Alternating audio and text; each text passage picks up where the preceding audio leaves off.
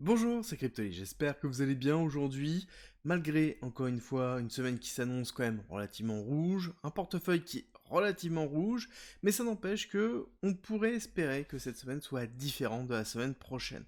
Le but de cette vidéo, c'est de vous montrer qu'il y a certains éléments qui sont positifs, mais qu'on a quand même encore un cours du BTC qui est très faible et une courbe de la macro qui risque d'impacter directement le BTC. On va regarder tout ça ensemble. Pour tous ceux qui ne me connaissent pas, je suis entrepreneur, investisseur et trader crypto. Et justement, on va passer en revue l'actualité et ce qui est en train de se passer sur BTC pour pouvoir se projeter sur la semaine. Et au niveau de l'actualité, on va regarder surtout les unlocks des tokens. Parce que globalement, c'est la libération de certains tokens sur les alts qui vont créer peut-être une pression baissière supplémentaire. Et nous avons beaucoup d'unlocks cette semaine. Nous avons IMX avec 37 millions de dollars qui vont être libérés. Ensuite, Aptos avec son token APT 62 millions de dollars, ce qui est encore une fois très conséquent. Et ensuite, on va avoir OP, on va avoir STRK et ARB 58 millions de dollars qui sont libérés. Tout ça dans un total de 8 jours, donc forcément grosse pression baissière sur certains alts. Et il va falloir le prendre en considération parce que on a ici clairement une pression baissière au niveau des cryptos. On sait que c'est lié à Mongox, au sell-off qui est en cours. Globalement, c'est quoi? C'est la peur de la vente des BTC et des bitcoins de Mongox. Mongox a été hacké il y a de ça plus de 10 ans et forcément ils rendent leur bitcoin à ceux qui ont été impactés. Ils rendent à peu près 15% du volume total de bitcoin qu'ils avaient à l'origine. Et ceux qui ont attendu, ceux qui n'ont pas eu le choix d'attendre, bien qu'il y avait un choix particulier qui était le fait de garder sa dette, on pouvait très bien décider de vendre sa propre dette pour récupérer peut-être 20, 30, 40, 50, 60, 70% du montant à ce moment-là. Beaucoup ne l'ont pas fait, beaucoup l'ont gardé, l'ont conservé cette dette-là, et c'est une des raisons pour lesquelles les investisseurs restent plutôt optimistes, majoritairement, et nous aussi on reste plutôt optimistes, parce qu'il est plutôt logique que les personnes fassent du hold, donc c'est-à-dire ne vendent pas leur BTC tout de suite, ou en tout cas attendre un petit peu que le marché se stabilise avant de vendre directement. Donc ça, c'est encore une fois de la spéculation. La réalité, c'est que le marché est en train d'anticiper cette vente-là, et que juste le simple fait de déplacer des bitcoins sur un wallet qui est validé pour Mongox, forcément, a entraîné une chute drastique. Et c'est un petit peu ce qui est problématique sur le marché des cryptos actuellement. Il est vraiment sensible et réagit directement à la peur de marché qui est très importante en ce moment. Alors ce qui est intéressant de voir, c'est qu'on a quand même sur la macroéconomie le Nasdaq et le SP500 qui poussent, qui est plutôt positif, c'est-à-dire qu'on n'a pas cette pression baissière qu'on pourrait avoir, mais ça c'est valable tant qu'on maintient des niveaux importants sur le Nasdaq et sur les S&P 500, Nasdaq 20 000 et S&P 500 5 500.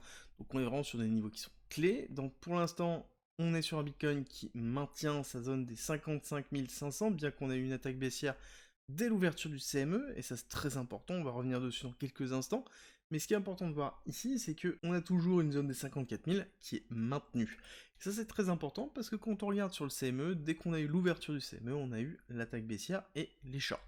On a bien compris que les shorts viennent du CME, donc c'est-à-dire du futur institutionnel, qui sont en train de se couvrir principalement sur les ventes de Mongox. Donc là, ce n'est plus le marché classique qui joue ça, c'est le marché traditionnel qui est en train d'anticiper un mouvement de Mongox et un mouvement de foule qui pourrait se faire pour potentiellement hedger des positions.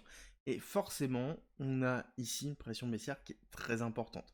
Quand on regarde sur ce graphique, on a l'impression que techniquement, on est en train d'aller chercher, on est allé chercher cette buying zone, on voit qu'on a de la faiblesse ici, on n'a pas de réaction haussière, donc certainement on va aller retester cette buying zone, et là c'est encore plus visible dans lequel on se dit que oui, on a retesté une première partie, mais ce n'est pas suffisant, globalement on attend un retest de cette zone-là, donc c'est une continuité baissière pour aller retester les 52 000 sur le CME, pour ensuite potentiellement repartir à la hausse.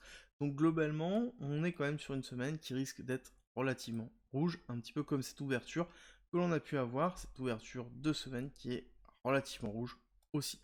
Court terme, il faut rappeler que oui, nous sommes dans une chute, mais c'est quelque chose que l'on a déjà vécu. Pour rappel, quand on regarde juste en 2020, suite au halving, on avait chuté de 21%. Et quand on remonte encore une fois dans le passé, on va chercher 2016, 2016, pareil, grosse chute que l'on avait vécue ici, 28%. Donc forcément, on a de la volatilité suite au halving avant les phases d'expansion, et c'est exactement ce que nous sommes en train de vivre maintenant.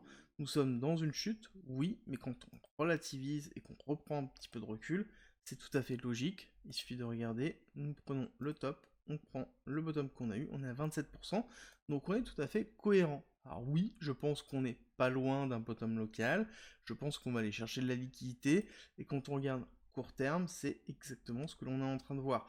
Comme on l'avait vu ensemble, on est allé chercher ici cette selling zone, donc qui est une zone de rechargement de vente, dans lequel on a cassé baissier. Voilà. À partir du moment où on n'arrivait pas à consolider au-dessus des 58 000 et qu'on a eu un give up, ça veut dire qu'on allait faire une attaque baissière.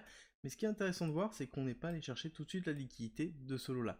Ça, c'est très important, ça veut dire que déjà, on attend certainement le marché américain et l'ouverture du marché américain qui aura lieu à 14h30. Il va falloir vraiment suivre ça, parce qu'on va avoir une semaine qui va être aussi très importante au niveau de la macroéconomie.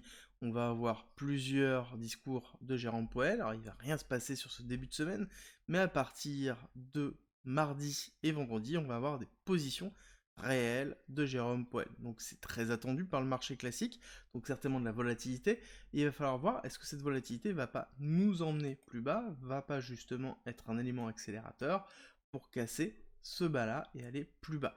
Ça c'est vraiment important parce qu'à partir du moment où on va casser cette zone-là, ça sous-entend qu'on va certainement aller chercher les 52 000, et là-dessus on va attendre une résistance très importante. On va attendre en fait un retour important. Si on n'a pas, là par contre il va falloir revoir les analyses techniques pour se repositionner sur des nouvelles zones, mais dans tous les cas, on doit avoir une réaction importante sur les 52 000 parce que c'est une zone qui est excessivement attendue.